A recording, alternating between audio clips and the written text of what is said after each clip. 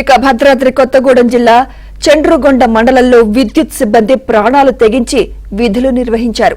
ప్రజలకు విద్యుత్ అంతరాయం రాకుండా ఉండేందుకు తెగించి విద్యుత్ పునరుద్ధరణ పనులు పూర్తి చేశారు. ఇన్సులేటర్ ఫెయిల్ కావడంతో మండలంలో విద్యుత్ పంపిణీ ఆగిపోయింది. దీంతో 15 అడుగుల మేర నీటిలో ఉన్న స్తంభాలను ఎక్కి 5 కిలోల బరువు గల ఇన్సులేటర్లను బిగించారు. వీరి సాహసంపై విద్యుత్ అధికారులతో పాటు మండలంలో ప్రజలు ప్రశంసించారు.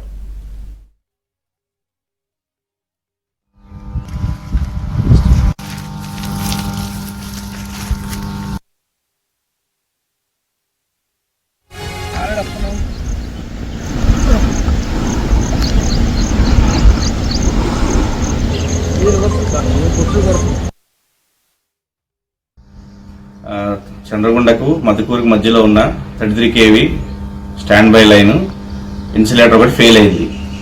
ఆ ఇన్సులేటర్ ఫెయిల్ అయిన స్తంభం మధుకూరు చెరువులో నడి చెరువులో ఉండడం జరిగింది. సుమారు 15 అడుగుల లోతులో ఉంటుంది.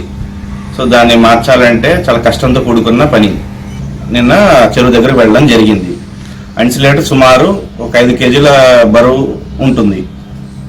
మన సాహసంతో మన ఎల్ఐ గారు, మన లైన్మెన్ గారు, మన ఇంకో ప్రసాద్ అనే అబ్బాయి ముగ్గురం కలిసి అక్కడికి వెళ్ళి చాలా సాహసోపేతంగా ఆ ఇన్సులేటర్ని, పాత ఇన్సులేటర్ పైన దాన్ని తీసేసి కొత్త ఇన్సులేటర్ అమర్చారు.